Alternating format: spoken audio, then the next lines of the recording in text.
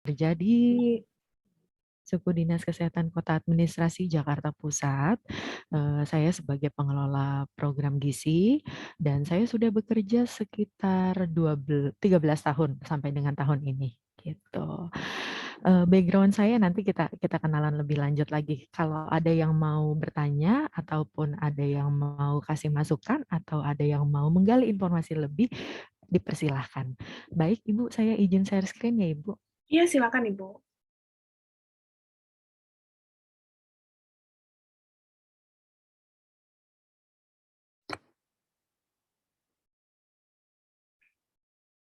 Apakah bisa?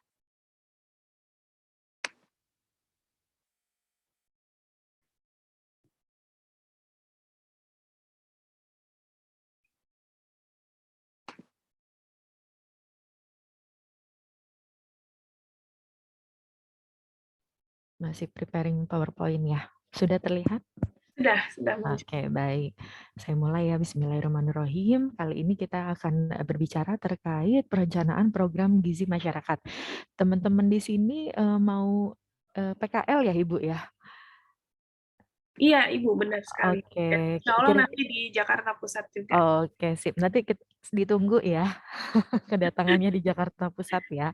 Iya. Oke, biar lebih gamblang. Oh, mungkin kira-kira, aduh kayaknya kerja di Sudin atau kerja di Puskesmas enak deh. Nah, nanti pada saat praktek bisa bisa kelihatan tuh apa-apa aja sih gitu kan. Apa beban pekerjaannya gitu. Dalam kapasitasnya sebagai seorang ahli gizi tentunya ya.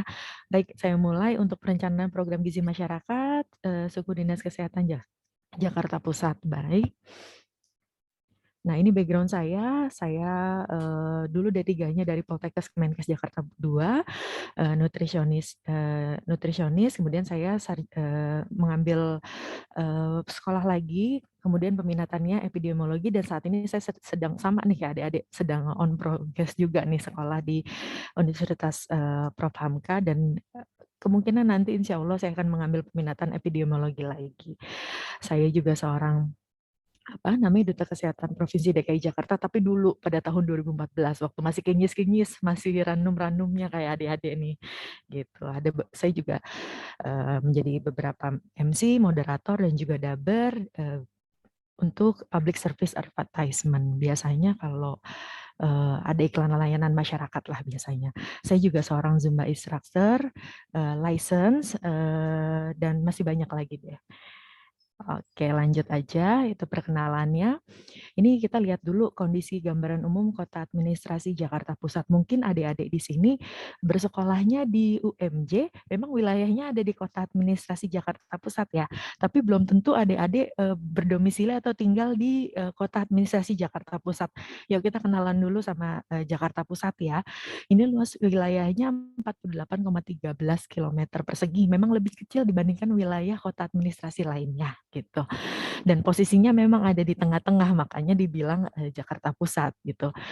Nah, di Jakarta Pusat sendiri ada 8 kecamatan, ada 44 kelurahan. Nah, ini cukup cukup sedikit sih dibanding dengan kota administrasi lainnya.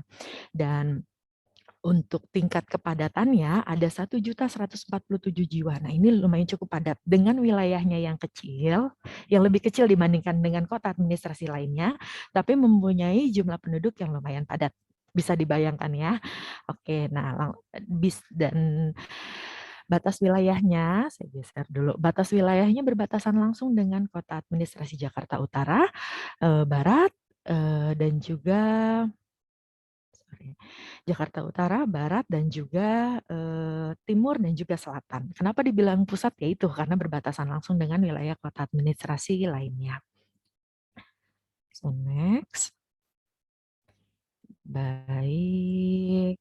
Nah, ini saya untuk kenalan dulu, ini adalah jajaran struktur Dinas Kesehatan di Provinsi DKI Jakarta. Provinsi DKI Jakarta merupakan daerah khusus ibu kota. Jadi berbeda dengan provinsi yang lainnya. Di mana kalau provinsi yang lainnya mungkin bertanggung jawab terhadap bupati, terhadap wali kotanya gitu. Nah, kalau Provinsi DKI Jakarta langsung kita vertikal kepada gubernur Provinsi DKI Jakarta. Untuk susunan Dinas Kesehatan sendiri, ini adalah Dinas Kesehatan sebagai apa? top manajemen dari dari SKPD, Satuan Kinerja Perangkat Daerah. Nah, suku dinas kesehatan Kota Administrasi Jakarta Pusat ada di sini nih, di bawah sini. Ya, kalau yang ini kecil-kecil nggak usah dipikirin deh, biarin nanti pusing ya. Langsung aja. Oke, nah terus puskesmas nih ada di sini. Ada puskesmas kecamatan, ada puskesmas kelurahan. Nanti adik-adik kan praktek di puskesmas juga ya kemungkinannya. Jadi minimal tahu dulu deh. Nah, suku dinas kesehatan kota ada di sini ada puskesmas kecamatan, di sini ada puskesmas kelurahan. Nah, suku dinas kesehatan kota administrasi Jakarta Pusat itu sebagai perpanjangan tangan dari dinas kesehatan provinsi gitu. Jadi kalau kita punya 5 wilayah kota di Provinsi DKI Jakarta dan 1 kabupaten yaitu Pulau Seribu, berarti kita punya 6 nih, 6 suku dinas kota dan 1 suku dinas kabupaten. Nah, nama-namanya tergantung wilayahnya masing-masing. Ada suku dinas kota administrasi Jakarta Pusat, ada selatan, ada timur, dan lain-lainnya juga ada Kabupaten Pulau Seribu. Jadi di setiap wilayah ada. Oke, lanjut ya. Nah, kita tahu bersama masalah status gizi dari dulu sampai sekarang juga belum berubah ya.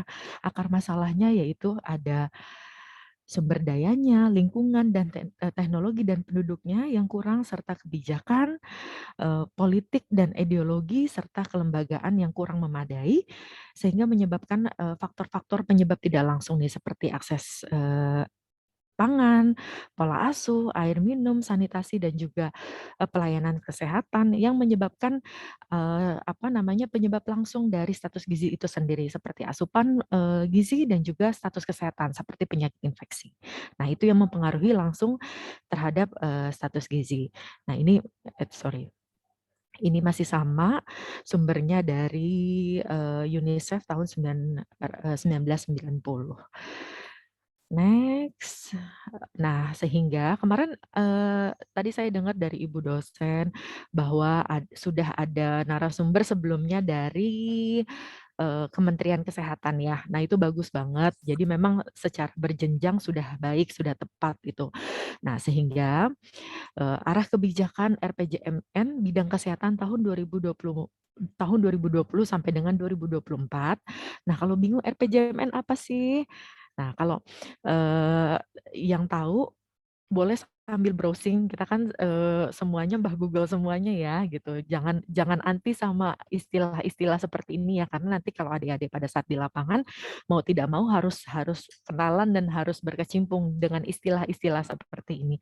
RPJMN adalah rencana pembangunan jangka menengah nasional bidang kesehatan. Nah, biasanya kalau yang nasional ranahnya ada di Kementerian Kesehatan yang kemarin adik-adik sudah berdiskusi ya gitu, sudah menjadi narasumber sebelumnya. Nah, di strategi RPJMN 2020 sampai 2022 ini salah satu tujuannya adalah untuk meningkatkan pelayanan kesehatan menuju cakupan kesehatan semesta, terutama untuk pelayanan kesehatan dasar dengan mendorong peningkatan upaya promotif, preventif, dan didukung inovasi dan pemanfaatan teknologi. Nah, sekarang tuh arah tujuannya semuanya ke upaya promotif, upaya preventif, pencegahan, dan juga harus ada inovasi gitu. Inovasinya harus base-nya adalah teknologi. Nah, sekarang lebih komplit lagi nih. Nah, mengapa sehingga diharapkan adik-adik nih nanti calon-calon ahli gizi nih diharapkan bisa mengikuti template ini atau mengikuti era ini gitu. Kompetensinya gitu. Nah, di dalam strategi RPJMN ini salah satu yang menjadi titik fokus adalah percepatan perbaikan gizi masyarakat. Nah, sehingga indikator sasaran pokoknya adalah ada 2 kategori nih yang penting yang dibangun oleh negara Indonesia nih. Ada 2 fokus penting yaitu prevalensi stunting pada balita dan juga prevalensi wasting pada balita. Itu titik fokusnya berdasarkan arah kebijakan RPJMN tahun 2020 sampai dengan 2022. Lanjut ya. Kemudian Nah, kalau adik-adik kemarin sudah dapat narasumber dari kementerian, nah sekarang kakak ya saya ini dari pemerintah daerah Provinsi DKI Jakarta. Jadi ada pemerintah pusat, ada pemerintah daerah. Nah, itu ada dua hal ya. Pemerintah pusat itu biasanya adalah kementerian, lembaga, terus apalagi ya badan. Nah, itu adalah pemerintah pusat tuh ya. Sedangkan saya bekerja di pemerintah daerah, yaitu Provinsi DKI Jakarta. Nah, dalam apa namanya prioritas pembangunannya itu harus sinergis antara tujuannya pemerintah pusat harus sinergis sama tujuannya pemerintah daerah. Kita nggak boleh berbeda berbeda ini nih berbeda berbeda visi misi nih. Kita harus sama sejalan. Makanya dibuatlah keselarasan program rencana pembangunan jangka menengah nasional dengan rencana pembangunan jangka menengah daerah. Nah, ini bisa dilihat dari sini ya. Nah, ini nanti kalau mau sambil dipelajarin boleh, tapi nanti ini memang butuh fokus ya. Ini dari RPJMD keluarlah yang namanya anggaran-anggaran gitu. Mungkin ada yang dengar itu anggarannya kementerian, itu anggarannya pemerintah daerah. Nah, itulah dari RPJMD itu keluarlah anggaran-anggaran ya. Next. Nah, anggaran itu yang digunakan kami nih pelaksana untuk melaksanakan kegiatan terkait apa tujuan-tujuan tadi di atas yaitu tadi yang sebelumnya yaitu untuk percepatan perbaikan gizi masyarakat. Tahu dulu ya konsep dasarnya ya. Oke, kita next ya. Nah, ini mekanismenya penyusunan renstra nggak usah nggak usah terlalu fokus, tapi ini bolehlah selewat aja. Nah, sehingga turunlah renstra. Renstra apa sih? Rencana Strategi Pembinaan Gizi Masyarakat berdasarkan PMK ini Permenkes nomor 14 tahun 2019. Dari yang tadi nih tujuannya untuk perbaikan gizi masyarakat, lahirlah indikator-indikator kinerja. Ada 23 indikator kinerja nih di dalamnya. Banyak sekali ya kalau mau dilihat pusing sekali ya, tapi nggak apa-apa dijalani. Ini bagian dari tugas kita gitu bersama baik dari kami juga dari universitas sebagai institusi penunjang. Ada pelayanan kesehatan ibu, mungkin nggak asing ya dengar-dengar istilah ini. Persentase ibu hamil anemia, ibu hamil kek, ibu hamil mendapatkan TTD, sampai dengan pelayanan kesehatan bayi balita, di mana ada presentasi bayi dengan berat badan lahir rendah, IMD, ASI eksklusif, kapsul vitamin A, cakupan gizi balita gizi kurang mendapat makanan tambahan, cakupan D per S, dan lain-lain. Sampai dengan indikator 23 yang terakhir yaitu adalah pelayanan di fasilitas kesehatan, di mana kabupaten kota harus melaksanakan kegiatan surveillance gizi. Dan juga persentase puskesmas mampu melaksanakan tata laksana gizi buruk pada balita gitu. Nah, ini harus dilaksanakan semua oleh masing-masing provinsi yang ada di Indonesia gitu. Lanjut ya. Di sini ada targetnya untuk setiap tahunnya dan kita harus diharapkan mencapai target tersebut. Target indikator tersebut. Lanjut ya. Nah, sehingga oleh Dinas Kesehatan Provinsi DKI Jakarta, isu-isu itu ditangkap nih oleh Dinas Kesehatan Provinsi DKI Jakarta. Sehingga lahirlah 3 indikator rencana strategis Dinas Kesehatan Provinsi DKI Jakarta yang terangkum dalam tiga fokus indikator yang harus dicapai gitu. Yang pertama adalah persentase balita kurus mendapatkan makanan tambahan, persentase bayi kurang dari 6 bulan yang mendapatkan ASI eksklusif. Yang ketiga adalah persentase remaja putri yang mendapatkan tablet tambah darah. Jadi walaupun kita melaksanakan tadi 23 indikator tadi, tetapi titik fokusnya untuk DKI Jakarta kita tetap melaksanakan 23 indikator tadi. Dan 3 indikator ini adalah indikator utama yang harus kita laksanakan. Gitu ya. Oke, kita kenalan dulu suku Dinas Kesehatan Jakarta Pusat itu apa sih? Tadi kan di struktur bagannya sudah terlihat ya. Jadi suku Dinas Kesehatan Jakarta itu adalah unit kerja perangkat daerah di bawah pimpinan seorang kepala suku dinas gitu. Jadi kalau dinas kesehatan adalah kepala dinas, kalau suku dinas pemimpinnya adalah kepala suku dinas gitu ya, yang berkedudukan di bawah dan bertanggung jawab kepada kepala dinas kesehatan. Karena kan kita langsung vertikal ke kepala dinas ya. Serta operasional dikoordinasikan oleh wali kota. Jadi kita punya dua nih, punya dua apa sih namanya?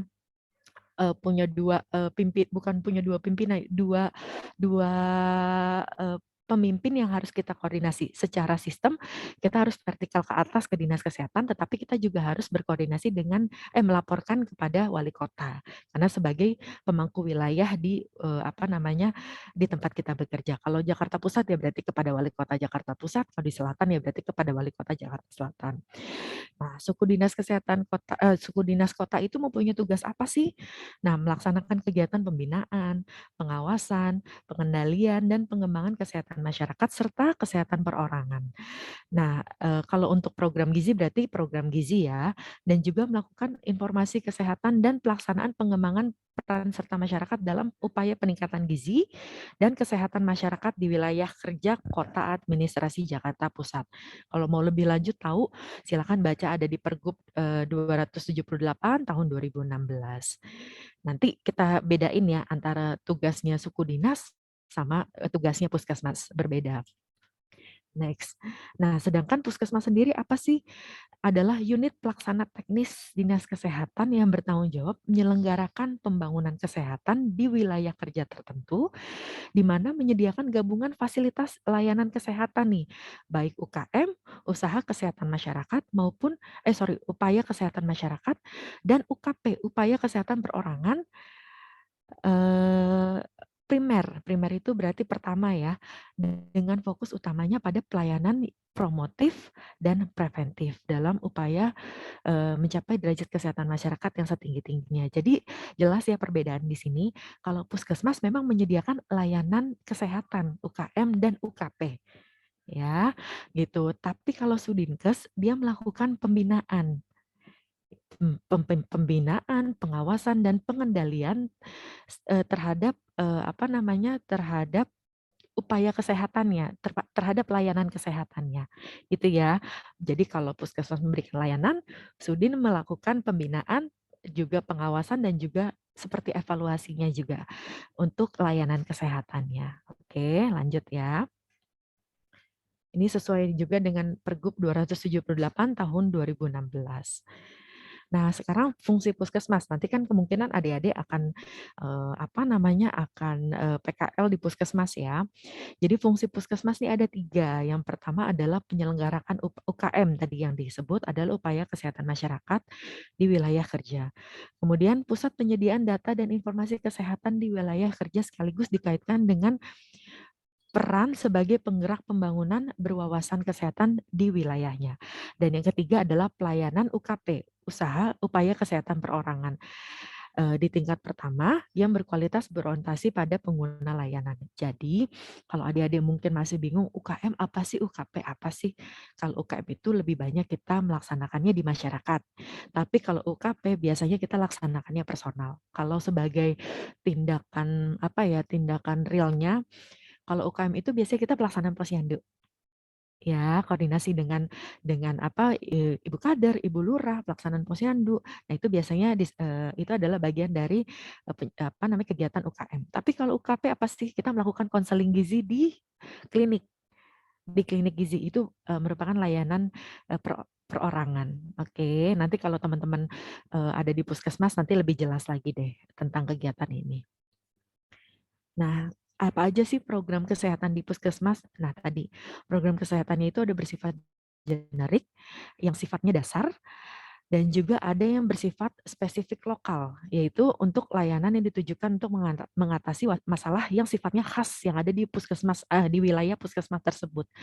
Dan yang ketiga ada sifatnya program yang bersifat pengembangan. Itu biasanya sih sifatnya adalah intensifikasi program yang generik atau nasional atau ekstensifikasi dari program dari upaya program spesifik lokal. Nah, kalau untuk program yang sifatnya generik ini salah satunya adalah atau dasar esensial salah satunya dari enam layanan, salah satunya adalah pelayanan gizi dan pembinaan gizi masyarakat. Lanjut ya. Jadi pelayanan gizi dan pembinaan gizi masyarakat merupakan pelayanan dasar esensial yang ada di puskesmas gitu. Jadi mengapa ahli gizi dibutuhkan di puskesmas? Ya ini, karena pelayanan gizi dan pembinaan gizi masyarakat merupakan layanan esensial di puskesmas. Lanjut. Nah, kalau adik-adik nanti di puskesmas atau di masyarakat, apa aja sih pelayanannya? Nih ada fokus-fokus tertentu yang menjadi apa namanya penerapan implementasi program pembinaan gizi masyarakat. Yang pertama ada ibu hamil, ada ibu menyusui, ada balita, ada remaja putri, ada calon pengantin. Biasanya ini kalau kita sebut sebagai continuum of care, 1000 hari pertama kehidupan biasanya ya. Kalau ibu hamil, apa aja sih pelayanannya? Ada pemberian tablet tambah darah ibu hamil, ada pemeriksaan status gizi ibu hamil, ada ibu hamil mendapatkan makanan tambahan, ibu hamil kek ya, ada pelaksanaan kelas ibu. Kalau ibu menyusui apa aja sih? Ada pelaksanaan edukasi IMD, ada kelas ASI eksklusif, ada kelas PMBA, ada pemberian vitamin A bagi ibu nifas. Balita apa saja bisa dilihat? Ada pertumbuhan perkembangan balita, pemantauan ya, ada pemberian makanan tambahan balita kurus, pemberian vitamin A, konseling edukasi gizi PMBA, tata laksana gizi buruk balita. Remaja putri apa?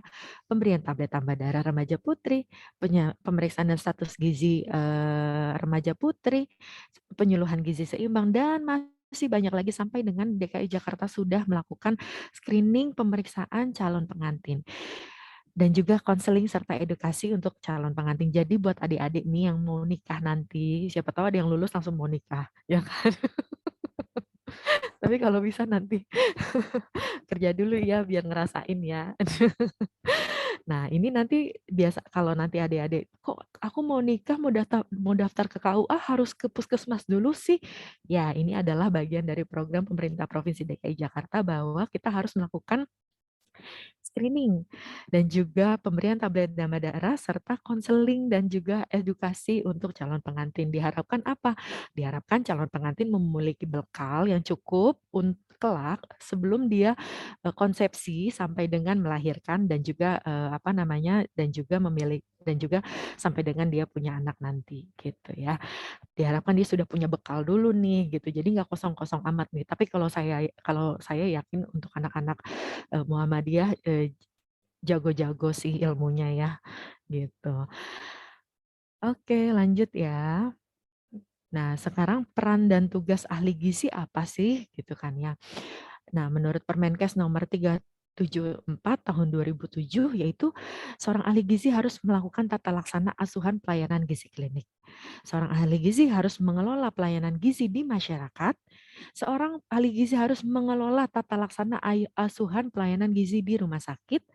Seorang ahli gizi harus melakukan pengelolaan sistem penyelenggaraan makanan institusi massal. Seorang ahli gizi harus menjadi pendidik, penyuluh, pelatih kegiatan konsultan dan juga sebagai konsultan gizi. Harus juga bisa sebagai pelaksana peneliti gizi, pelaku pemasaran produk gizi dan kegiatan wirausaha, berpartisipasi bersama tim kesehatan dan tim lintas sektoral, dan terakhir harus juga sebagai pelaku praktek kegizian yang bekerja secara profesional secara kode etik. Nah, jadi seorang ahli gizi sesuai dengan job desk dan bidang kerjanya harus memiliki kecakapan dan kompetensi di bidang masing-masing. Ya, lanjut. Nah, alur pelaporan yang ada di apa namanya di apa namanya alur pelaporan yang ada di apa namanya di Dinas Kesehatan Provinsi DKI Jakarta ya. Yang pertama, biasanya kita ada kegiatan posyandu ya. Kita dapat laporan dari posyandu nih. Data dasarnya memang semuanya berasal dari posyandu. Kemudian dilaporkan kepada puskesmas kecamatan atau kelurahan. Sorry, di sini puskesmas kelurahan dulu ya. Puskesmas kelurahan jadilah namanya laporannya itu adalah LB3. Dari laporan LB3 kelurahan disampaikan ke puskesmas kecamatan dalam bentuk laporan LB3 juga. Nah, dari puskesmas disampaikanlah laporan ke Sudin kota maupun kabupaten dalam bentuk laporan LB3. Dari Sudin Kesehatan Kota masuk kemudian dilaporkan lagi ke Dinas Kesehatan Provinsi DKI Jakarta dalam bentuk laporan LB3 lagi. Dan dari Dinas Kesehatan terakhir dilaporkanlah kepada Kementerian Kesehatan Republik Indonesia. Nah, di sini ada rumah sakit rumah sakit kota dan juga rumah sakit provinsi. Kenapa sih ada itu? Ya, karena kita harus saling bersinergi dan juga harus koordinasi terkait pelaporan karena ada beberapa pelaporan yang harus kita dapatkan juga dari rumah sakit. Itu ya. Seperti laporan balita gizi buruk yang mendapatkan perawatan dan juga laporan-laporan lainnya ya. Lanjut. Nah, ini sistem pelaporan surveillance gizi. Oh ya, omong-omong adik-adik mungkin tahu nggak sih surveillance gizi itu apa sih? Tahu ya? Surveillance gizi itu adalah kegiatan apa sih namanya pengambilan data, pelaporan, terus kemudian analisa data sampai dengan diseminasi, monitoring, evaluasi, tapi dilakukan secara terus-menerus tanpa berhenti. Itulah yang dinamakan dengan surveillance gizi. Oke. Nah, di dalam sistem pelaporan surveillance gizi ini ada 4 hal penting yang harus ada dan harus dilakukan. Yang pertama adalah laporan F1 berdasarkan hasil penimbangan kegiatan di Posyandu. Itu adalah laporan dasar kita sebagai seorang ahli gizi. Kemudian dimasukkan ke dalam laporan LB3 dalam bentuk spreadsheet saat ini. Mungkin kalau di provinsi lain masih dalam bentuk manual, tapi di Provinsi DKI Jakarta sekarang kita sudah dalam bentuk spreadsheet. Nah, kemudian laporan spreadsheet itu terdiri dari laporan LB3 dan juga laporan kohort kasus gizi. Laporan kohort kasus gizi itu apa sih? Jadi semua balita maupun ibu hamil yang bermasalah seperti balita stunting, balita wasting dan juga balita apa namanya overweight atau obesitas harus terlaporkan di dalam laporan kohort kasus gizi. Dan juga laporan vitamin A. Biasanya laporan vitamin A itu dilaksanakan pada bulan Februari dengan bulan apa ada yang tahu? Agustus ya adik-adik ya gitu. Jadi nanti itu dalam bentuk laporan spreadsheet. Dan yang terakhir teman-teman puskesmas harus menginput ke dalam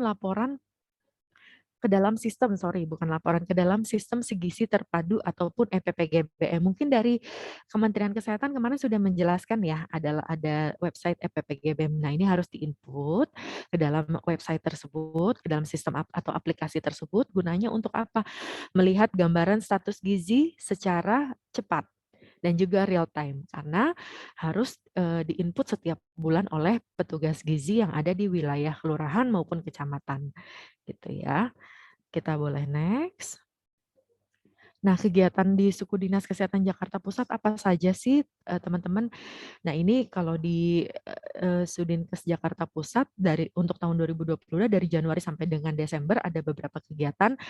Nah, kami menyusun yang namanya RKA, Rencana Kegiatan Anggaran. Nanti kalau adik-adik di Puskesmas ataupun di Sudin nanti tahu deh, apa sih RKA itu Rencana Kegiatan Anggaran. Jadi, kegiatan apa yang akan kita laksanakan harus tertuang dalam nominal ataupun besaran apa sih namanya besaran biaya.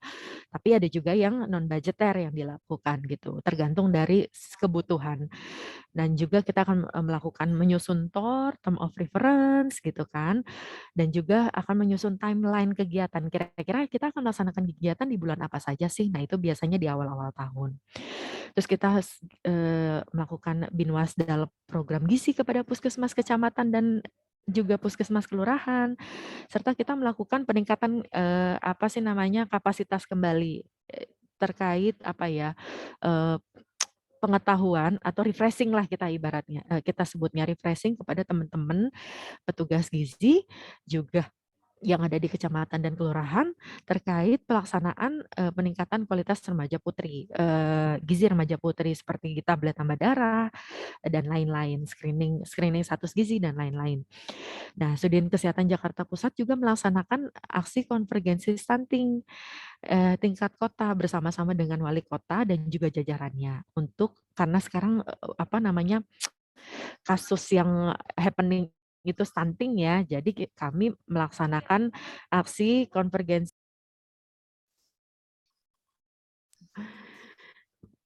Jadi kita melaksanakan kegiatan aksi konvergensi stunting. Oke. Nah, di bulan November kita juga mengadakan penguatan surveillance gizi. Jadi kita melakukan monitoring dan juga evaluasi. Dan yang terakhir di bulan Desember biasanya kita melakukan pembinaan atau binwasda lagi nih ke puskesmas dan juga ke puskesmas kecamatan dan kelurahan, serta kita melakukan monitoring dan evaluasi program gizi tahunan, evaluasi lah secara general dari mulai indikator-indikator yang tadi dari 23 indikator tersebut, kami suku dinas kesehatan melakukan monitoring dan evaluasi terhadap pelaksanaan kegiatan, baik dari cakupan, capaian, pelaksanaan kegiatan, hambatan, serta implementasi yang dilaksanakan oleh puskesmas sebagai pelaksana teknis. Lanjut ya. Nah, kemudian kita masuk ke dalam analisa masalah gizi triwulan pertama tahun 2022. Nah, ini indikatornya tadi ada 23 indikator ya. Ini merupakan capaian tahun 2022 triwulan 1. Kemarin saya coba buat dan kita selalu membuat setiap triwulan gitu. Ini untuk indikator-indikatornya ada beberapa indikator yang memang belum tercapai dan nanti kita akan melakukan analisa. Analisanya apa sih gitu. Kita akan melakukan analisa. Nah, seperti cakupan balita 6 sampai dengan 59 bulan yang mendapatkan kapsul vitamin A targetnya 88%, tapi kami hanya mencapai 51,9%. Nah, cakupan balita yang ditimbang berat badan yang ini selalu menjadi PR kami semua, baik bukan hanya Jakarta Pusat, tapi Provinsi DKI Jakarta karena kita belum maksimal dalam melakukan ini gitu, sehingga cakupannya masih rendah sekali 30,5. Termasuk balita yang naik berat badannya ya. Nah, terus persentase kabupaten kota yang melaksanakan surveillance gizi juga kami belum mencapai untuk di triwulan 1 karena ada beberapa kendala. Nanti kita akan bahas kendalanya apa saja. Nah, karena ada penyebab utama di mana pengukuran status gizi itu masih berada di bawah 80%. Sedangkan salah satu syarat persentase kota yang melakukan kegiatan surveillance gizi itu apabila pengukuran status gizinya itu sudah mencapai 80%. Dan kita masih 43%. Oke. Nah, selanjutnya kita masuk ke Fishbone. Oke, ke Fishbone, di mana saya, harusnya ini dulu ya. Seharusnya ini dulu. Nah, di mana kita melakukan analisis prioritas masalah. Tadi dari 5 cakupan indikator yang belum mencapai target, di mana ada cakupan kapsul vitamin A, balita yang ditimbang berat badannya, yang tidak naik berat badannya, kabupaten kota yang melaksanakan surveillance gizi dan puskesmas yang mampu tata laksana gizi buruk, kita mengambil satu indikator yang menjadi prioritas masalah, yaitu persentase kota yang melaksanakan surveillance gizi. Kenapa kita mengambil ini? Analisanya adalah karena indikator surveillance gizi ini mencakup beberapa indikator yang ada di dalam permasalahan yang belum tercapai tadi, sehingga kita mengambil prioritas masalahnya yaitu adalah kabupaten kota yang melaksanakan surveillance gizi. Kemudian saya coba membuat fishbone di mana rendahnya cakupan persentase kabupaten kota yang melaksanakan surveillance gizi dikarenakan adanya faktor input, yaitu ada yaitu karena kurangnya pengetahuan orang tua dan kesadaran dalam melakukan pemantauan tumbuh kembang secara mandiri dan datang ke pos timbang, kurangnya pengetahuan orang tua mengenai manfaat tumbuh kembang, serta adanya kekhawatiran orang tua untuk datang ke pos timbang atau fasilitas pelayanan kesehatan pada saat triwulan 1 kemarin. Metodenya apa? Karena ya memang belum diizinkannya operasional posyandu di wilayah kami gitu.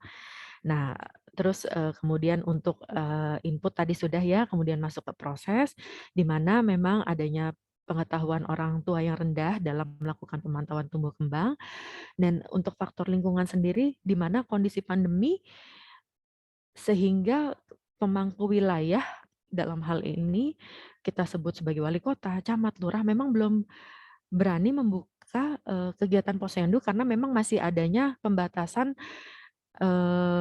mobilitas penduduk di wilayah zona tertentu gitu ya.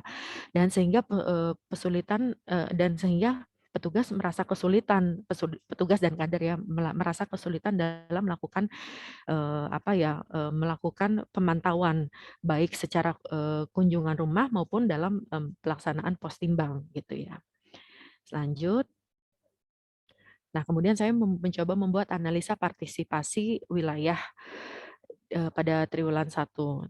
Tadi kan kita ada indikatornya, ada remaja, ibu hamil, balita, dan juga catin ya. Untuk yang lainnya, ini untuk sasaran remaja putri yaitu pelaksanaan kegiatan pemberian tablet tambah darah Rematri, ada faktor penghambat ya tentunya karena memang sulitnya melakukan pemantauan minum TTD karena memang waktu itu sekolah masih belum semuanya dilakukan secara luring ya, jadi masih ada yang daring. Jadi susah sekali memantaunya untuk pelaksanaan minum tablet tambah darah.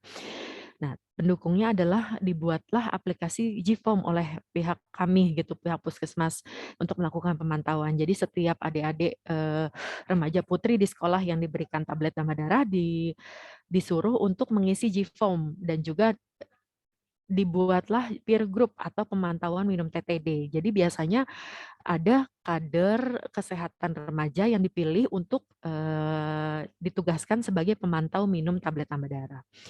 Yang kedua adalah sasarannya pihak sekolah dalam pendistribusian tablet tambah darah Ramatri, di mana memang koordinasinya susah kalau memang sekolahnya belum buka gitu. Jadi pendistribusiannya juga agak susah gitu ya. Karena siswa-siswa memang jarang datang ke sekolah gitu sehingga susah untuk melakukan pendistribusian tablet tambah darah remaja putri. Yang ketiga adalah ibu balita di mana dalam pelaksanaan pemantauan tumbuh kembang. Banyak ibu balita nih yang tidak rutin memang melakukan kunjung ulang untuk kasus tertentu gitu ya, untuk balita dengan malnutrisi atau kasus gizi tertentu. Dan memang dia kurang aktif dalam melakukan kegiatan dalam mengikuti kegiatan konseling maupun edukasi yang disediakan oleh pihak puskesmas gitu, baik kelas secara luring maupun kelas secara daring gitu ya.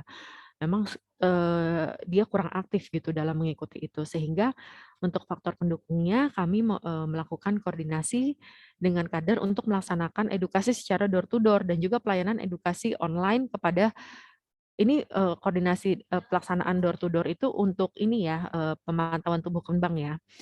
Dan juga kita akan melaksanakan pelayanan edukasi online kepada sasaran. Jadi petugas gizi melakukan edukasi online nih melalui grup WhatsApp kah atau yang lainnya dalam, melakukan, edukasi dan juga pemantauan status gizi kepada sasaran yang memang, eee, dibutuhkan gitu ya.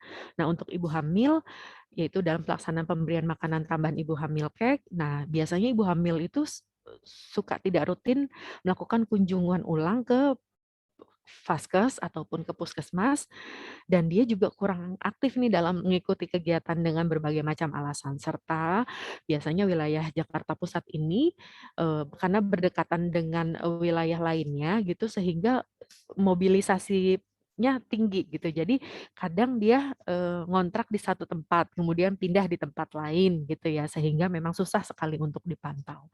Sehingga untuk faktor pendukungnya kami akan melakukan, koordinasi dengan kader wilayah, dengan kegiatan yang dilakukan oleh kader, melalui door to door ataupun melalui kegiatan, kelas-kelas yang ada di wilayah. Juga kami melakukan pelayanan edukasi online kepada sasaran. Dan yang terakhir yaitu pimpinan baik kepala suku dinas kesehatan maupun kepala puskesmas itu dalam hal pelaksanaan kegiatan UKM. Hambatannya apa sih gitu dalam kegiatan ini? Yaitu karena pada saat itu COVID masih menjadi prioritas masalah utama nih, sehingga layanan kesehatan yang sifatnya UKM, nah itu belum terfokus. Nah, sehingga teman-teman ahli gizi ini biasanya diminta untuk membantu layanan COVID nih seperti tracing kontak, terus layanan vaksin, walaupun kita tidak bisa menyuntik, tapi kan ada aplikasi penginputan apa sih namanya kok saya lupa ya, yang untuk, vaksin itu kok saya jadi lupa tiba-tiba. Bukan Peduli Lindungi ya, aduh, ya itulah untuk menginput sasaran vaksin. Jadi kita bisa ngelihat bahwa kita sudah berapa kali vaksin dan juga booster itulah ya. Nah, sehingga sehingga karena kurangnya kurangnya SDM, petugas gizi juga diminta untuk fokus terhadap layanan COVID karena pada saat triwulan 1 kemarin gencar-gencarnya pelaksanaan booster vaksin ya. Lanjut. Nah, sehingga untuk, faktor mendukungnya kami akan melakukan koordinasi dengan Kasatpel UKM yang ada di puskesmas dan juga pimpinan untuk fokus dalam kegiatan UKM, gitu.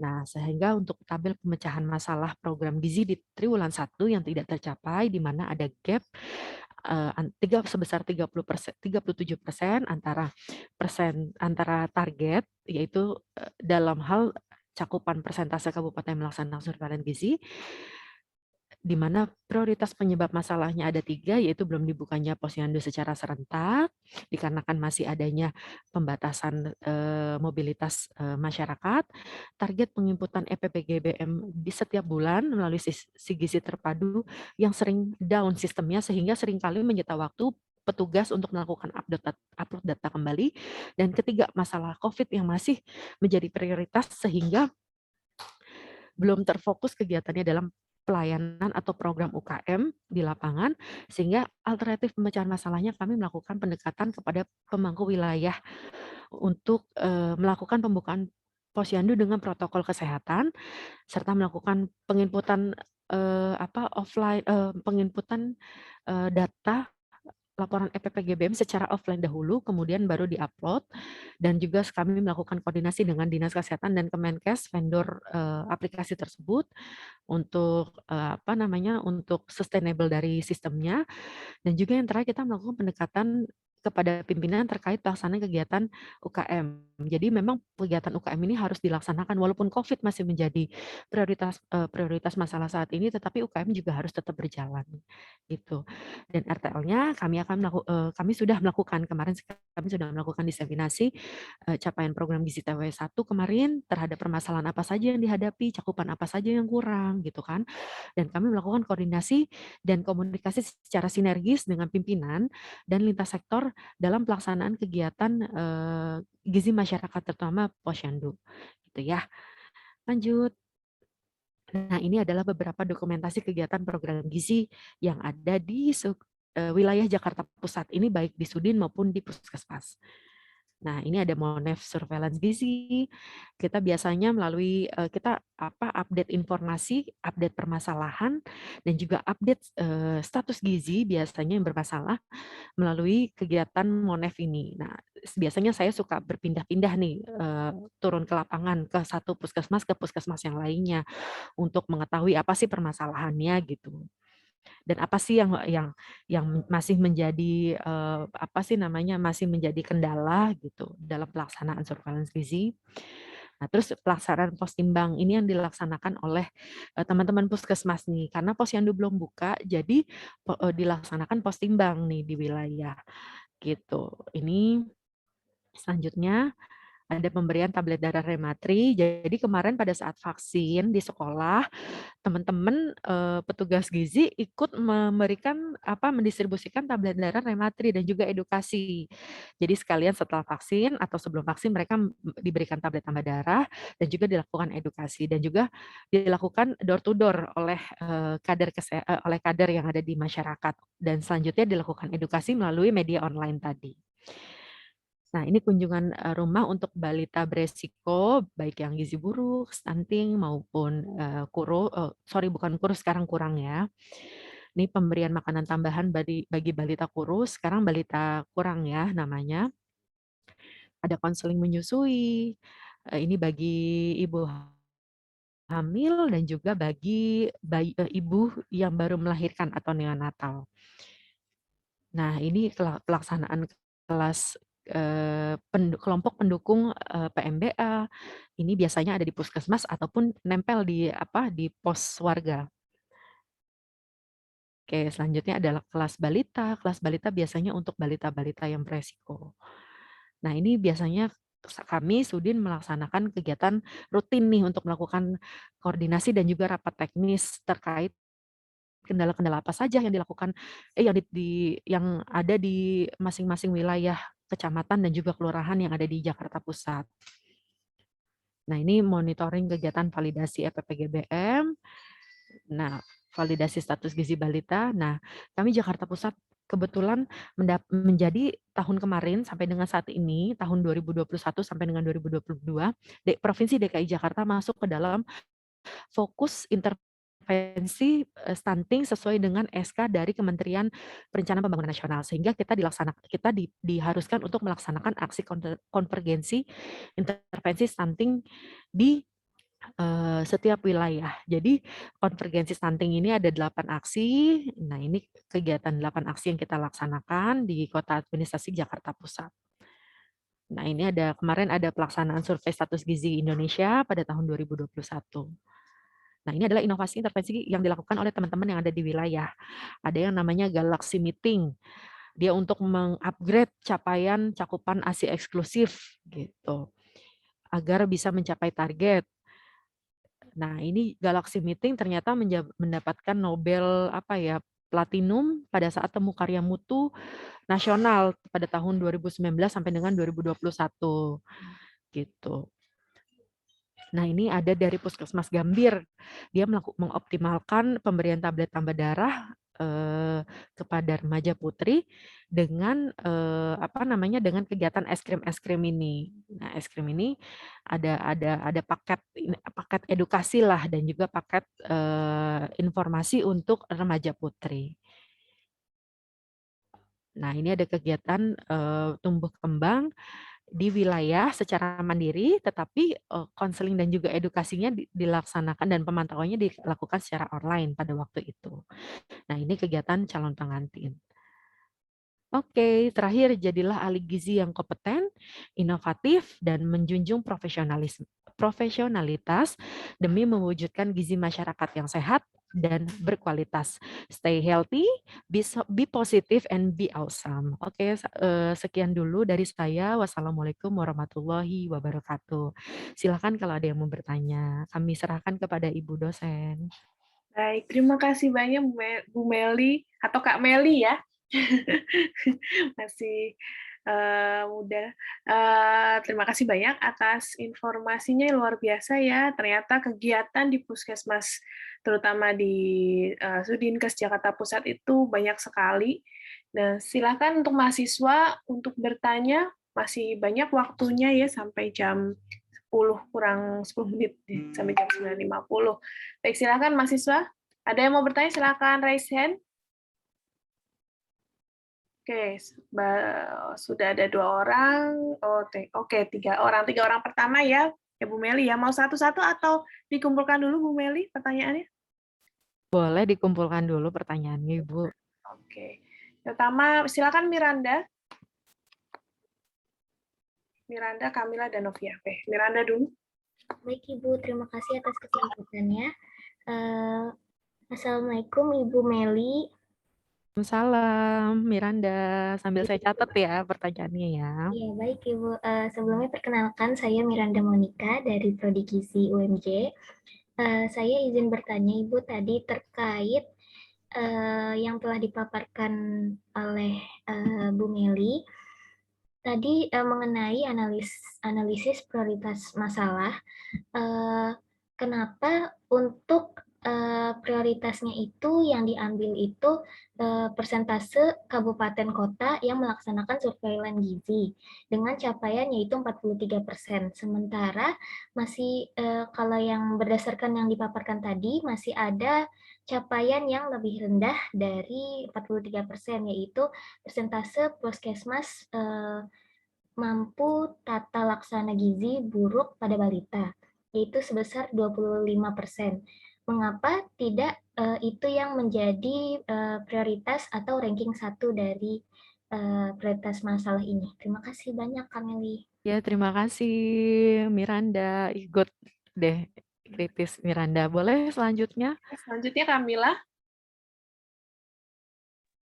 Ya baik Ibu, selamat pagi Kameli, terima kasih atas kesempatannya. Saya Kamila izin bertanya, tadi ada jenis-jenis intervensi itu ada yang intervensi spesifik lokal ya Kameli, yang itu untuk menangani masalah ciri khas. Nah, Kamila ingin bertanya, untuk Peta Administrasi Jakarta Pusat sendiri, ciri khas masalahnya apa? Terus intervensi yang sudah dilakukan serta progresnya bagaimana? Terima kasih banyak.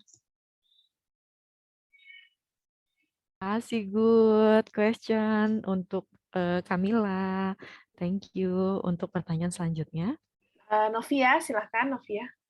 Terima kasih Ibu. Assalamualaikum Kameli. Sebelumnya saya Novia dari Prodi Gizi Universitas Muhammadiyah Jakarta. Saya izin bertanya Kak, dalam menjalankan program ini Dinas Kesehatan apakah ada kerjasama dengan pihak lain? Gitu Kak. Terima kasih. Berarti Dinas Kesehatan apakah ada kerjasama dengan pihak lain ya? Oke. Terima kasih untuk 3 pertanyaan ya Bu, luar biasa sekali. Murid-muridnya, siswanya luar biasa. Sangat-sangat kritis, good question semua. Baik, saya coba izin jawab ya Ibu ya untuk Ya, pertanyaan silakan. pertama. Oke.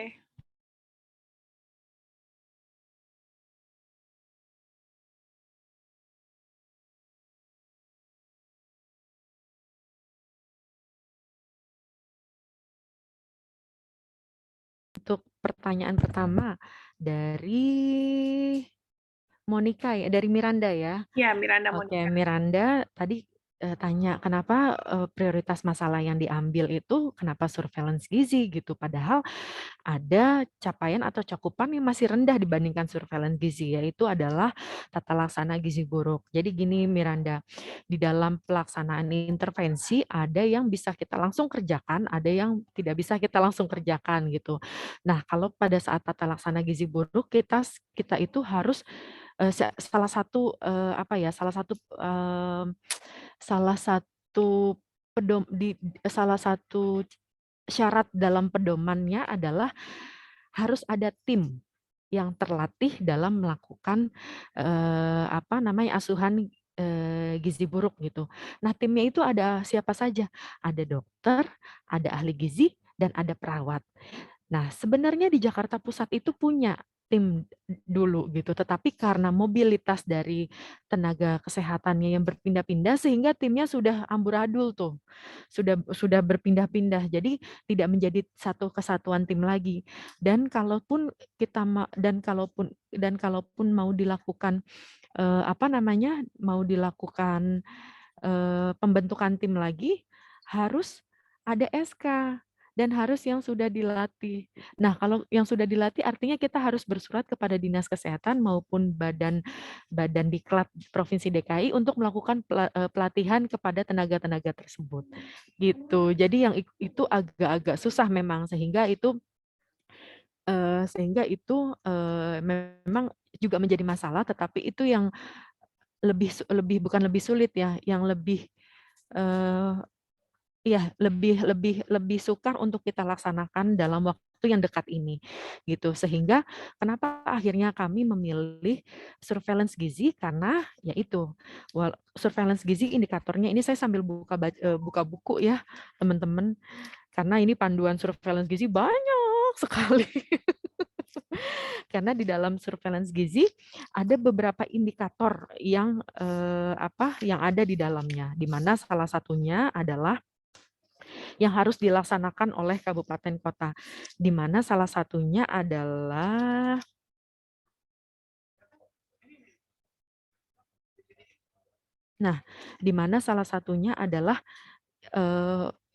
validasi atau pelaksanaan pengukuran status gizi harus minimal 80% setiap bulannya. Menurut kami di Provinsi DKI di wilayah Jakarta Pusat ada beberapa indikator ya, ada 3 indikator, tapi salah satunya itu adalah salah satunya tadi yang dilakukan pengukuran status gizi minimal 80%. Nah, kalau menurut kami kalau sudah dilakukan pengukuran, validasi status gizi, minimal masalah gizi dapat kita screening lebih awal sehingga kita dapat melakukan intervensi lebih lebih cepat gitu kepada sasaran.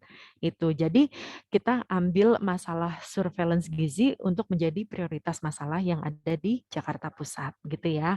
Oke, untuk pertanyaan pertama. Nah, pertanyaan kedua, apa sih dari Kamila ya?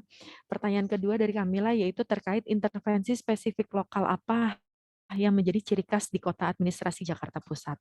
Nah, kalau dari segi permasalahan gizi, jadi kita punya Jakarta Pusat tadi punya 8 kecamatan. Salah satunya ada Kecamatan Johar Baru. Teman-teman mungkin tahu nggak? Nah, Kecamatan Johar Baru itu merupakan kecamatan yang terpadat se-Asia Tenggara, di mana luas wilayahnya kecil, tetapi jumlah penduduknya tinggi. Sehingga banyak permasalahan di sana, permasalahan gizi di sana. Dengan adanya permasalahan tersebut sehingga muncullah instruksi Gubernur Provinsi DKI Jakarta waktu itu tahun 2016, saya lupa nomornya, untuk percepatan permasalahan di Kecamatan Johar Baru gitu. Nah, itulah karena adanya instruksi itu sehingga permasalahan gizi yang ada seperti apa namanya, banyaknya kasus sekarang gizi kurang dan gizi buruk ya bilangnya ya, bukan sangat kurus lagi. Kasus gizi kurang dan gizi buruk yang tinggi, terus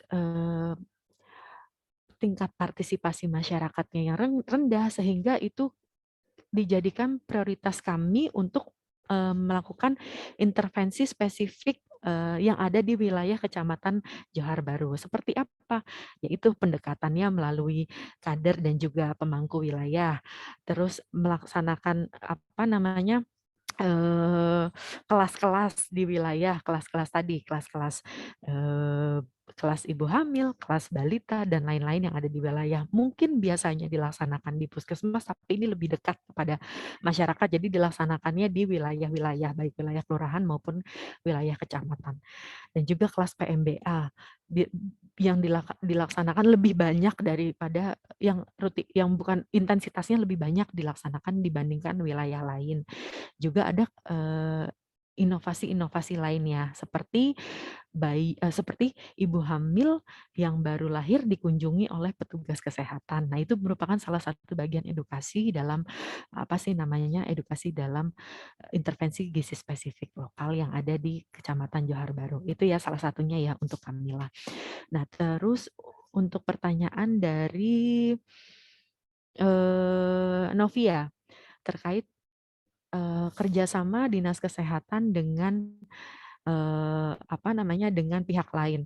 Sebenarnya kami ada kerjasama dengan beberapa foundation waktu itu. Tapi untuk 2021 kami belum ada lagi. Untuk kemarin sebelumnya kami ada yang namanya Kartika Sari Foundation. Itu anaknya Pak Soekarno, Ibu Kartika Sari. Dia punya foundation di mana dia bekerja sama dengan pemerintah kota administrasi Jakarta Pusat untuk membangun posyandu-posyandu yang memiliki memiliki satu permasalahan seperti fasilitas maupun peralatan posyandu yang belum memadai. Gitu, fasilitasnya itu baik dari rumah ataupun tempat posyandu maupun peralatan yang belum terstandar gitu.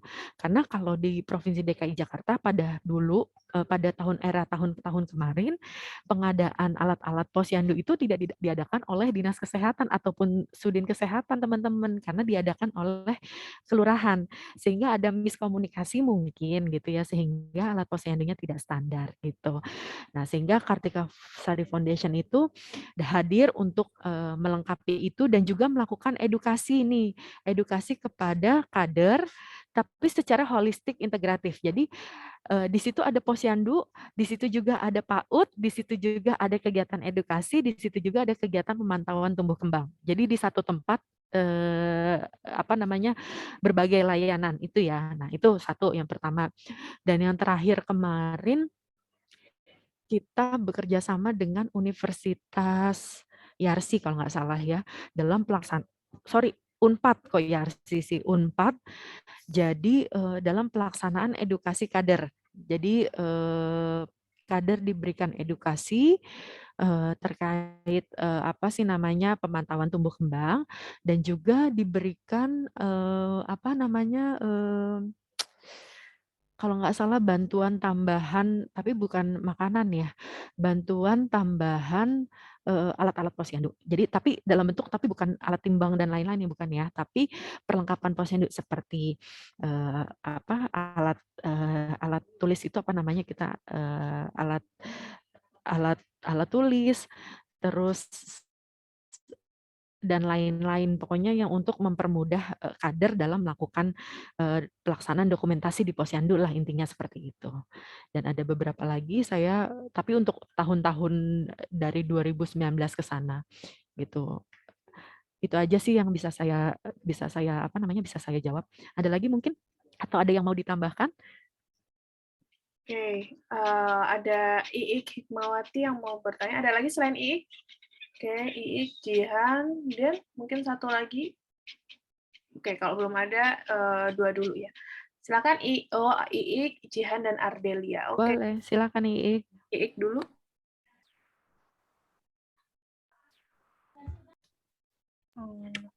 Baik, sebelumnya terima kasih Ibu. Perkenalkan, nama saya Hikmawati. Saya izin bertanya, tadi kan sudah dijelaskan ya Kak untuk pelayanan gizi di masyarakat. Nah, yang saya ingin tanyakan, apakah terdapat kendala saat melaksanakan program gizi tersebut, dan bila terdapat kendala, bagaimana cara mengatasi hal tersebut? Terima kasih. Oke, thank you Iik. Pertanyaannya. Oke, selanjutnya Jihan. Boleh dilanjut. Terima kasih. Sebelumnya perkenalkan Kak, saya Jihan Sukarmaharani, izin bertanya terkait pelayanan gizi masyarakat untuk Catin. Tadi itu kan ada pemeriksaan status gizi pranikah ya Kak.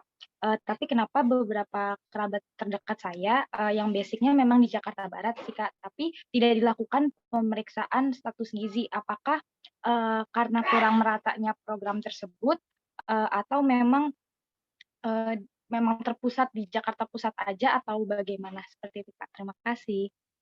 Terima kasih Jihan. Oke, selanjutnya Ardel.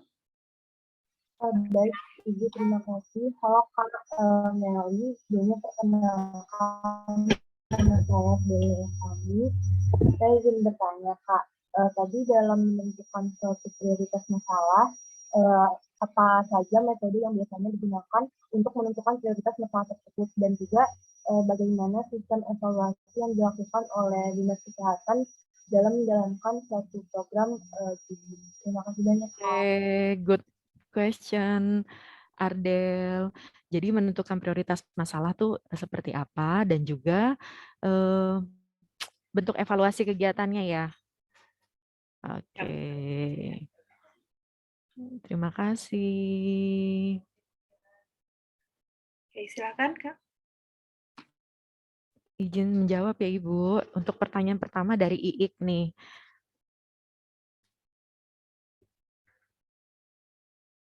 Dari Iik yang pertama itu terkait kendala dalam pelaksanaan program gizi di masyarakat. Banyak Ik. Jadi curhat nih, banyak banget Ik, apalagi kemarin pada masa pandemi COVID. Luar biasa, kita setengah mati untuk menggerakkan masyarakat. Karena satu, kekhawatiran masyarakat untuk datang pastinya ke fasilitas kesehatan, karena ada yang bilang, aduh takut di COVID-COVID-in, benar kan ya? Aduh takut aku nanti di swab, benar kan? Ya kan? Nah itu adalah menjadi salah satu kendala dari pelaksanaan kegiatan gizi masyarakat. Yang kedua, kita kan tidak bisa bekerja sendiri, pastinya tenaga kesehatan butuh kader untuk membantu. Nah, niat kita baik, yaitu untuk agar si kader juga sehat gitu, agar juga tidak terpapar. Kita melakukan swab pada kader. You know that nggak ada yang mau kadernya pada saat itu untuk di swab gitu. Padahal perihal hanya melaksanakan pos timbang atau memberikan tablet tambah darah ataupun tablet vitamin A ya gitu kepada balita. Maksud kita karena dia melakukan door to door, dia akan lebih safe kalau dia aman dulu nih gitu kan kepada baik dianya maupun sasarannya. Itu nggak mau. Jadi sehingganya kita berputar otak gitu kan, apa yang harus kita lakukan.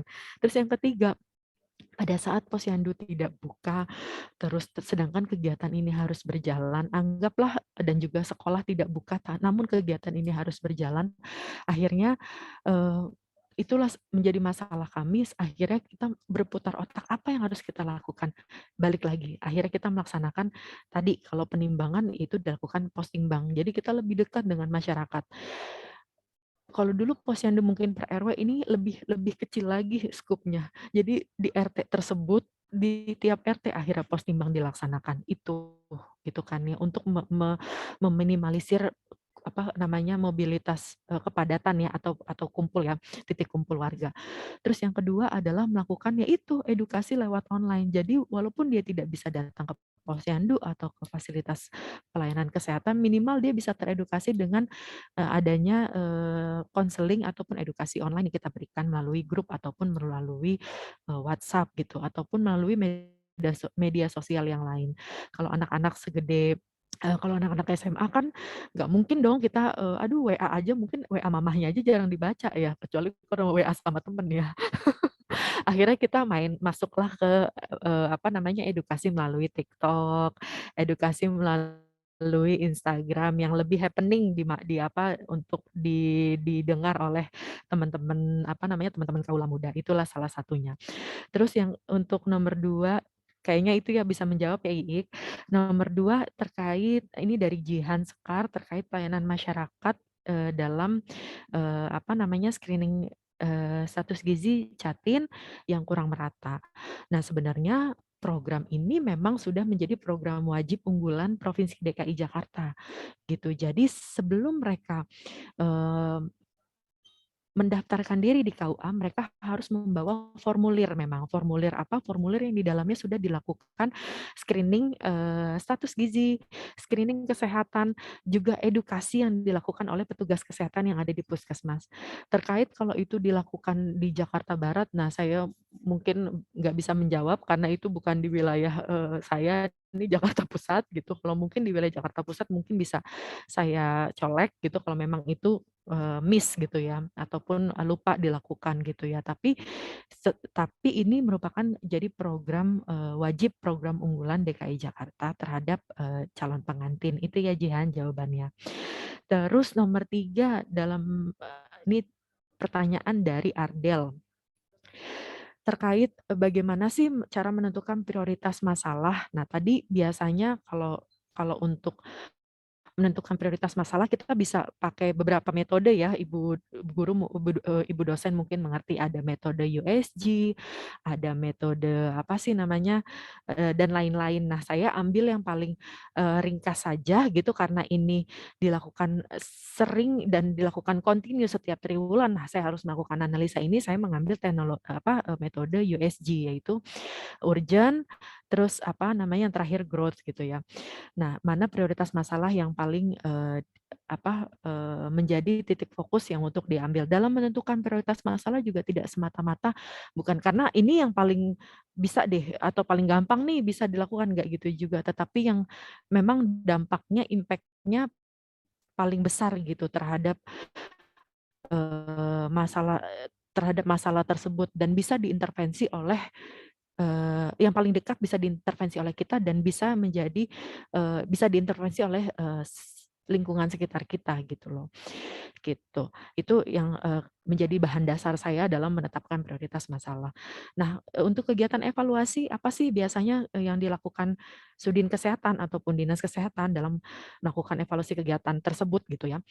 Tadi kami melakukan karena fungsi kami Sudin Kesehatan Jakarta Pusat sebagai tim pembina itu pembinaan, pengendalian, terus juga monitoring dan evaluasi sehingga kita rutin melakukan koordinasi nih dengan teman-teman puskesmas dan juga kelurahan nih. Biasanya kalau kemarin-kemarin kita lakukan dengan Zoom gitu ya, dengan Zoom meeting rutin dilaksanakan, bisa 2 minggu sekali ataupun sebulan sekali gitu ya.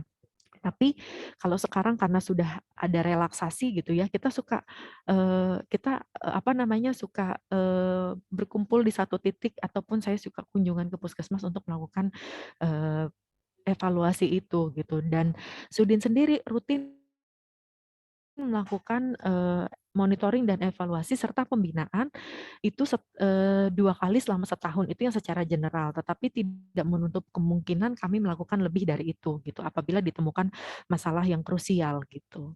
Seperti kemarin ada beberapa masalah, seperti, sebut sajalah ya, adanya publikasi terhadap kasus gizi yang ada di wilayah Kota Administrasi Jakarta Pusat gitu oleh salah salah satu media massa gitu, sehingga kami tim Sudinkes turun gitu untuk melakukan monitoring gitu bahwa kami sudah melakukan intervensi gizi secara SOP yang benar, secara secara apa namanya, secara asuhan yang benar gitu kan.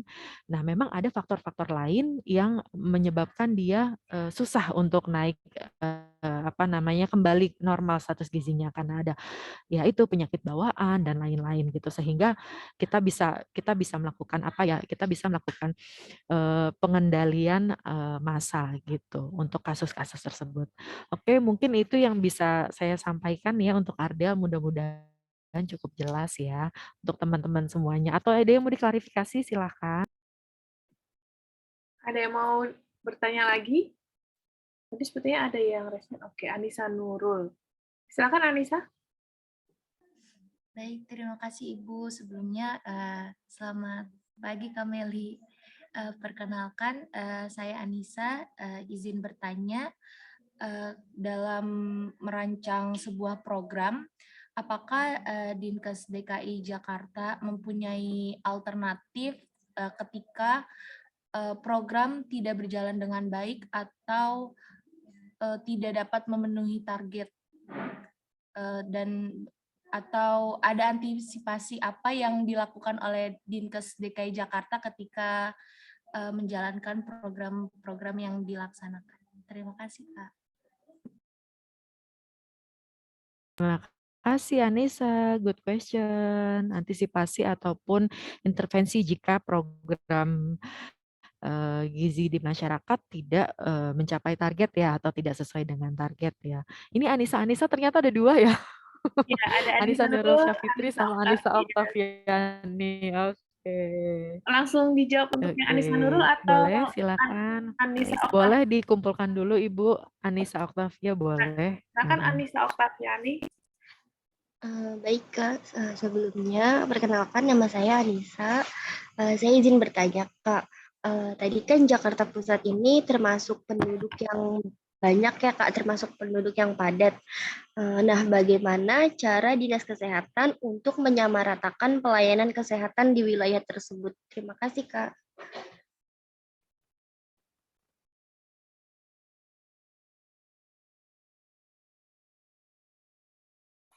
Baik, good question Anissa Oktaviani. Ini Anissa, ini 2 Anissa. Iya. Yang pertama dari Anissa Nurul Syafitri, ini terkait antisipasi jika programnya nih tidak mencapai target. Tentunya kalau kita nih baik Puskesmas, Sudin maupun Dinas Kesehatan harus ada second alternatif namanya. Kalau alternatif pertama seandainya ya udah memang COVID nggak bisa penduduk nggak bisa datang, ya sudah kita harus ada antisipasi, ada langkah-langkah lain yang harus kita laksanakan. Ya tadi posyandu nggak dibuka, ya udah kita lebih dekat deh kemanakannya bukan per RW lagi, langsung aja di tiap RT gitu kan ya. Nanti alat-alat posyandunya kita bawa deh, kita pinjemin deh gitu kan. Terus ada juga yang bilang, oh ya udah kita edukasi. Ada juga yang melaksanakan gini, oh ya sudah sebelum kita kasih aja ibu-ibunya untuk melaksanakan penimbangan sendiri gitu kan, mandiri di rumah gitu. Tapi sebelumnya pastinya kita kasih dulu nih video edukasinya, biar ibu balitanya bisa tahu, oh cara nimbang yang benar tuh kayak gimana sih, cara ngukur yang benar kayak gimana sih, dengan harapan minimal dia bisa terpantau pemantauan, bisa terpantau status gizinya gitu, pertumbuhannya gitu. Nah, terus ada juga ibu balita yang kan kalau sekarang di DKI screeningnya bukan hanya screening pertumbuhan ya, tapi juga screening perkembangan ya, yaitu adalah apa namanya kecerdasan ya, perkembangan. Nah, itu juga ibu-ibu dilakukan edukasi dulu melalui video. Nih Ibu, cara screeningnya, screening perkembangan anak tuh kayak gini. Ada indikator-indikatornya gitu yang biasanya dilakukan oleh kader ataupun dilakukan oleh guru PAUD-nya atau guru sekolahnya. Tetapi ibunya saat ini dilatih untuk melakukan screening secara mandiri, tentunya dengan adanya edukasi terlebih dahulu gitu. Nah, sepertinya alternatif-alternatif itu yang harus kita persiapkan gitu di balik polemik ataupun masalah yang ada. Sama kayak tablet tambah darah Rematri. Sekolah nggak buka. Oh, pada saat mau vaksin, ayo kita buka pelayanan tablet tambah darah di sana. Juga pelayanan pojok tablet tambah darah di sana dengan dan juga media edukasi di sana. Jadi teman-teman yang setelah divaksin bisa diberikan tablet tambah darah dan juga diberikan edukasi terkait terkait anemia ini ya, anemia remaja ya gitu. Nah, terus itu ya salah satunya. Nah, terus yang kedua untuk Anissa Oktavia. Tadi terkait, aduh saya lupa nyatet lagi Anissa. Oh, yang penduduknya padat ya Anissa ya? Iya, Kak, Oh betul. iya, oke. Yang Jakpus itu kan karena wilayahnya kecil, terus penduduknya banyak, jadi kan kepadatan penduduknya tinggi gitu ya. Nah, apa sih cara yang dilakukan oleh Dinkes maupun Sudinkes agar dan juga Puskesmas agar pelayanannya itu merata gitu ya, tidak timpang gitu ya, atau ada di satu wilayah tidak dapat terlayani. Biasanya kami Sudin ataupun Puskesmas melaksanakan pelayanan kesehatan itu tidak hanya di Puskesmas saja, tetapi biasanya di kelurahan juga dibuka pelayanan, di RPtra juga sekarang ada ya. Kadang sesekali kita juga buka pelayanan di sana untuk kasus-kasus tertentu. Contohnya kayak kemarin untuk pelayanan vaksin gitu kan, untuk tracing kontak swab gitu ya. Kita juga buka di RPtra. Dan juga kita buka layanan konseling tadi. Konseling. Kita buka layanan secara online gitu. Jadi kadang kan masyarakat kalau nggak ditanganin secara cepat tuh kan suka suka emosi gitu, kesel, aduh kita merasa tidak dapat pelayanan nih. Nah, sekarang dibukalah pusat-pusat informasi baik secara online gitu. Baik di situ mau konsultasi, baik di situ mau tanya, baik di situ mau mau curhat, ungkap ketidakpuasan dan lain-lain itu sekarang bisa terfasilitasi secara online gitu. Kira-kira sudah menjawab Anissa untuk pertanyaannya? Baik, Kak, sudah. Terima kasih ya. Oke, sama-sama. Oke, ada lagi yang masih mau bertanya? Masih ada waktu kurang lebih 10 menit ya. 5 menit. Oke, masih ada. Sri Rejeki. Oke, silakan Sri.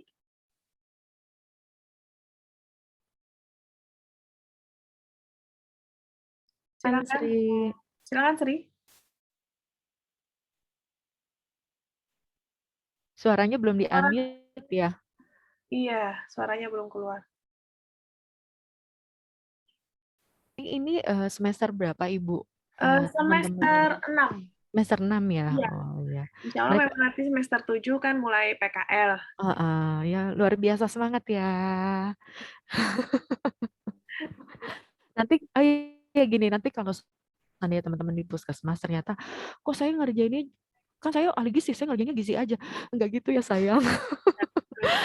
kita sebagai seorang ahli gizi harus superwoman ya, harus superman ya, harus bisa melaksanakan semuanya ya. Kalau seandainya pimpinan nanti bilang, tolong dong Novia, saya ikut saya rapat ya, sekalian saya tolong bikinin notulen ya hasil rapat. Kita juga harus bisa ya, gitu karena ahli gizi harus bisa semuanya.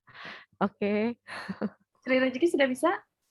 Iya, baik Ibu. Apakah sudah Iya, terdengar? sudah terdengar. Oke, baik Kak. Perkenalkan nama saya Sri Rezeki. Saya izin bertanya. Tadi kan untuk prioritas masalahnya, apa ya? Bentar.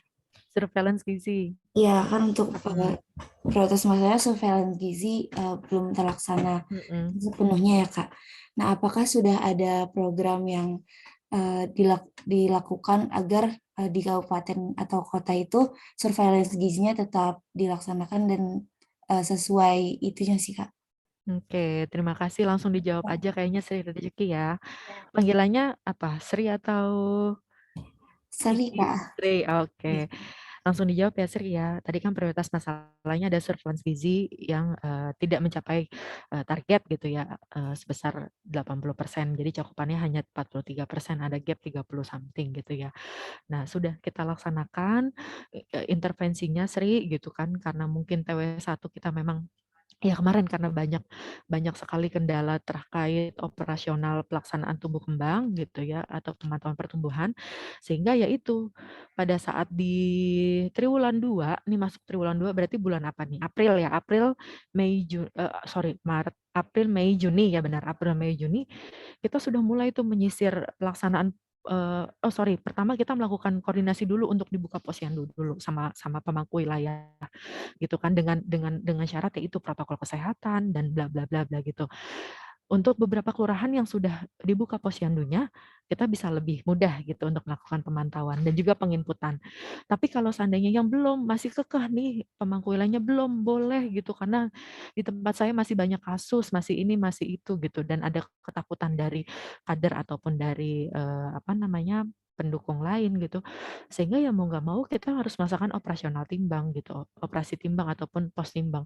Tetapi dengan tadi langkah-langkahnya kita masuk ke RT-RT gitu dan harus rutin dilaksanakannya gitu kan.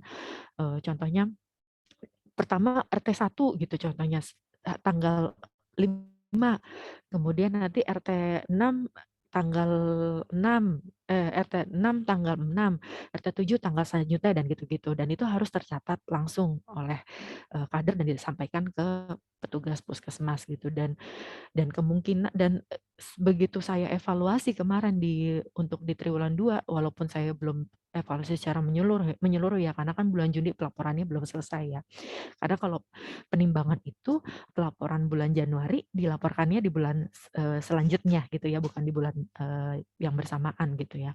Nah, begitu saya evaluasi secara ringkas terakhir di bulan Mei sudah ada peningkatan cakupannya itu karena salah satunya posyandu sudah banyak yang buka. Yang kedua adalah warga udah banyak nggak terlalu takut lagi untuk datang ke posyandu ataupun ke pos timbang, dan yang ketiga adalah yaitu karena pelaksanaan pos timbang yang lebih lebih dekat lagi dengan warga gitu di tiap-tiap RT, sehingga menjaring balita lebih banyak lagi, sehingga pemantauan pertumbuhan dan status gizinya akan lebih baik lagi, lebih maksimal lagi gitu. Oke. Itu Sri, semoga bisa menjawab ya Sri ya.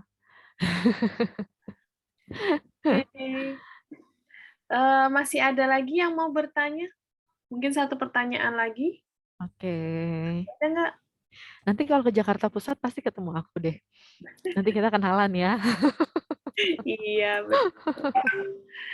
Oke. Miranda mau bertanya lagi. Oke, Miranda. Silakan Miranda. Baik Ibu, terima kasih. Kak Meli, saya izin bertanya lagi ya Kak. Iya. Dalam surveillance gizi ya Kak, pengumpulan data, itu yang melakukan secara langsung tuh Kak, siapa saja yang berperan aktif dalam pengumpulan data ini ya Kak. Oke. Terus sama kalau misalkan apakah ada inspeksi atau pantauan dari pemerintah pusat terkait secara langsung gitu Kak.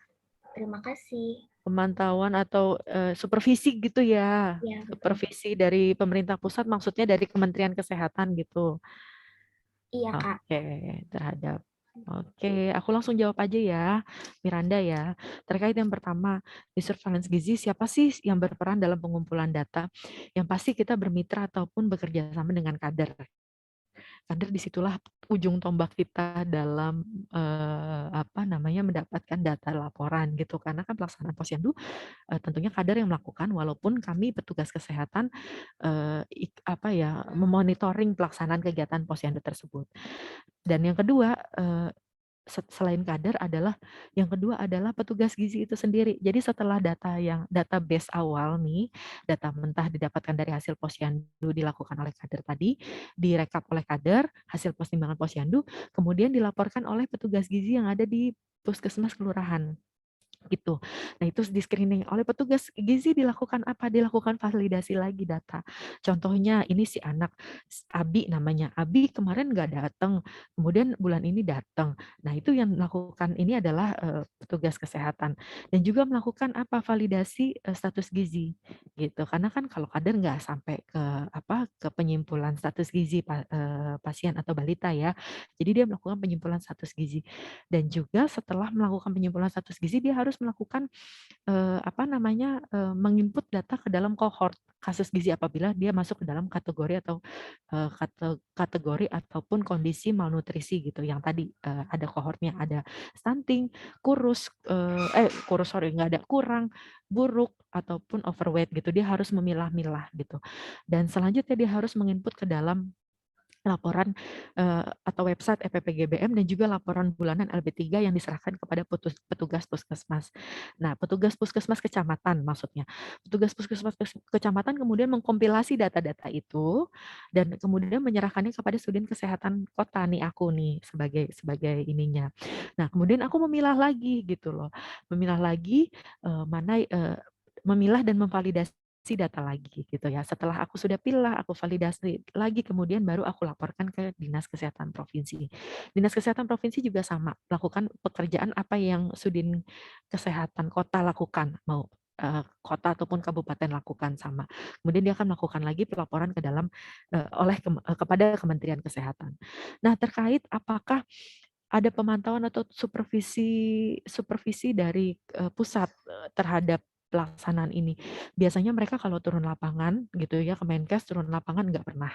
Ini aku ungkapkan mereka tidak pernah, tetapi mereka melakukan monitoring dan evaluasinya seperti apa yang dilakukan tingkat kota sampai dengan tingkat kementerian sama, yaitu melakukan penarikan data, kemudian melakukan validasi data. Apakah datanya melakukan evaluasi ya, evaluasi itu persentase status gizi. Itulah yang dilakukan monitoring yang dilakukan oleh kementerian sama yang dilakukan oleh dinas dan juga kota. Gitu sehingga dan kegiatan ini biasanya rutin dilaksanakan oleh kementerian, dinas kesehatan maupun kota gitu. Biasanya kita setiap triwulan ataupun semesteran dilakukan ini gitu. Anggaplah ini sebagai bukan supervisi ya, tapi monitoring ya, dan juga evaluasi pelaksanaan kegiatan itu sih. Dan Baik, untuk terima kasih banyak, Kang. sama-sama Miranda, sama-sama. Mudah-mudahan Miranda nanti keterima ya di puskesmas ya, atau mau di Sudin nggak apa-apa gantiin saya. Amin, amin. Cepat lulus makanya ya Miranda ya. Wah, sudah ditanya nih Miranda nih. Oke. Baik, karena waktunya juga sudah 9.45 ya. Oke, terima kasih banyak ya Kak Meli atas luar biasa informasi, wawasan, dan memang pengalamannya sudah banyak sekali ya di Dinas Kesehatan Jakarta Pusat dan bagaimana program-program di Puskesmas. Jadi memang secara langsung memang apa yang terjadi ya di lapangan gitu. Karena memang itu yang nanti akan menambah wawasan untuk mahasiswa kita ya. Karena memang pengalaman dari yang tahun lalu agak kaget juga gitu ya. Karena memang yang tahun lalu yang kakak tingkatnya kita kan memang baru tahun lalu ya mulai yang PKL gitu, itu pada kaget gitu, oh ternyata di puskesmas tidak hanya di bagian gizi ya, benar tadi Iya, ada yang diletakkan betul. di bagian ruang bersalin, kemudian bagian apa, Betul. KIA ya. Jadi memang semua harus bisa gitu orang gizi. Betul. Kadang juga jangan kaget nanti kalau adik-adik ternyata, kok ahli gizi ada yang jadi perencana anggaran, ada yang jadi bendahara. Nah, itulah kelebihan kita ya. Harus bisa semuanya ya, dari mulai merencanakan, nah kan kita udah pintar tuh merencanakan sampai dengan monitoring evaluasi. Jadi teman-teman gizi dianggap cukup kompeten dan mumpuni gitu untuk melakukan itu. Semangat ya adik-adik ya, semangat ya Ibu dosen ya. Boleh closing statement dari Kak Meli? Boleh, sebelumnya saya terima kasih nih, saya panggilnya Bu Ali atau Bu Aliana? Lia, Bu Oh Lia. Bu Lia, oke. Iya. Sebelumnya saya makasih nih Bu Lia nih, sudah diundang. Walaupun Bu Lia bilang kemarin kan minimal S2. Aduh Bu, saya bilang saya masih on progress nih Bu nih gitu kan ya, gimana nih gitu ya. Terus ya nggak apa-apa lah, akhirnya ya udah saya beranikan diri gitu ya untuk melakukan ini. Dan saya terima kasih teman-teman, ternyata luar biasa atensinya ya, teman-teman dari Universitas Muhammadiyah Jakarta. Bu pinter-pinter banget mahasiswanya. Oh ya, laki-lakinya nggak ada ya Bu ya? Ada hadir harusnya 2 orang, tapi ini yang hadir 1 orang. Satu Ihsan orang ada nggak ya. suaranya? Ihsan? Ihsan. Ihsan? Iya, ada Ibu. Iya. Iya, halo Ihsan. Memang seperti itu San. Jangan Iya. jangan sedih ya Jadi San ya. Kadang-kadang laki-laki terintimidasi ya dengan perempuan ya di gizi ya. Tapi tenang San, biasanya mereka teman-teman pengalaman ya teman-teman saya yang laki-laki mereka justru lebih lebih lebih apa ya, lebih progresnya lebih baik dibandingkan teman-teman perempuannya. Kenapa? Karena laki-laki dianggap waduh dianggap sebagai pemimpin gitu di apa namanya di komunitasnya gitu. Nanti Isan siap-siap ya kalau kepake di sana sini ya kalau nanti di puskesmas ya San ya. langka ya Oke, laki-laki. langka iya.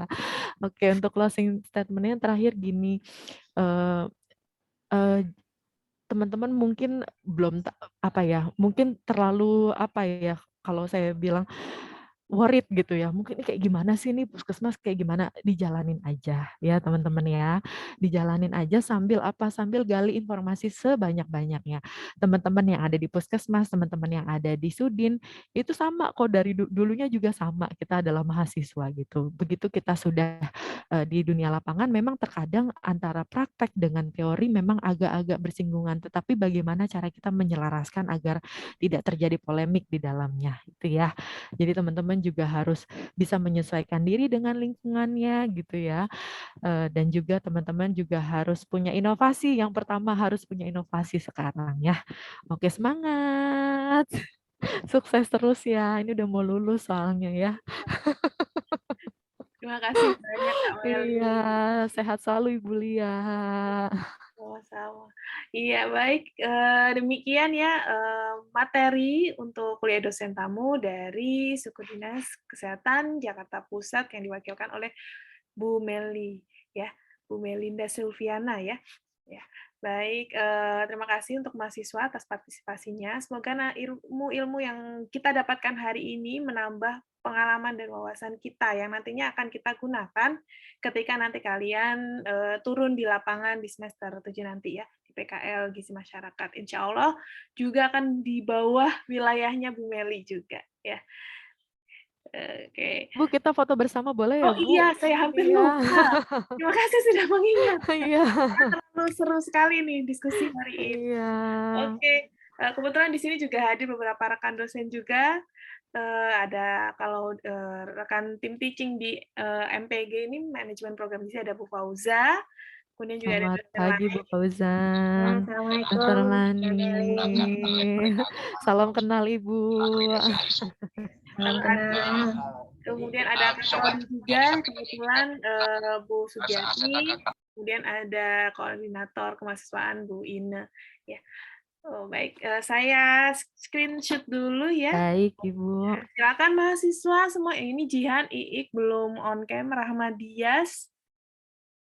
Rahmadias ada nggak tuh? Oke, ya sudah ya. Kita mulai siap-siap ya. Oke, 1, 2, 3. Sekali lagi, kayak di final dari tadi gerak terus. Oke, 1, 2, 3. Baik, terima kasih banyak Bu Terima Meli. kasih, Meli. sama-sama Ibu Lia, Ibu dosen yang lainnya. Sampai Iya. ketemu, salam kenal. Insya Allah Teman-teman mahasiswa, tahun depan kalau misalkan diundang kembali bagaimana, Kak? boleh. Mudah-mudahan saya adik. masih di Sudin Jakarta Pusat ya, Bu. Oh iya, ya semoga masih berjodoh ya. Tapi nggak apa-apa. Nanti kami akan berusaha untuk hadir kalau memang diminta, Bu. Demi UMJ yang luar biasa ini, Bu. Terima kasih banyak. Sehat selalu teman-teman UMJ, teman-teman Prodi Gizi ya. Sama-sama. Semangat ya. Ya, terima kasih banyak. Banyak, Kak Meli. Iya, sampai ketemu. Ibu, saya izin live ya, Ibu. Iya, silakan Liv. Ya. Assalamualaikum. Salam. Waalaikumsalam warahmatullahi wabarakatuh. Oke, untuk selanjutnya nanti dilanjutkan di jam 1 ya. Itu nanti dengan perwakilan dari NGO ya. Nanti akan dipandu juga dengan Bu Fauza. Oke, jangan lupa absensi ya, absensi di perkuliahan sama absensi di praktikum ya. Jadi praktikum dan perkuliahan. Ya, Jangan lupa laporannya ya. Ah ya. Ya, Hari ini nanti laporannya langsung 2 ya. sebagai praktikum. Ya. Laporannya ini untuk dari Dinkes Jakarta Pusat, nanti siang dari NGO. Oke, tolong nanti diharapkan lebih aktif lagi ya. Itu semuanya. Terima kasih banyak. Saya ini mungkin nggak usah di closing ya, karena nanti closingnya nanti kita break dulu sampai jumpa lagi jam 1. Nah, nanti linknya berbeda ya. Linknya berbeda, nanti akan di-share. Ya, oke, terima kasih banyak. Saya tutup dulu ya. Alhamdulillah. Wabillahi taufiq wal hidayah. Wassalamualaikum warahmatullahi wabarakatuh. Waalaikumsalam warahmatullahi wabarakatuh. Terima kasih banyak. Terima kasih.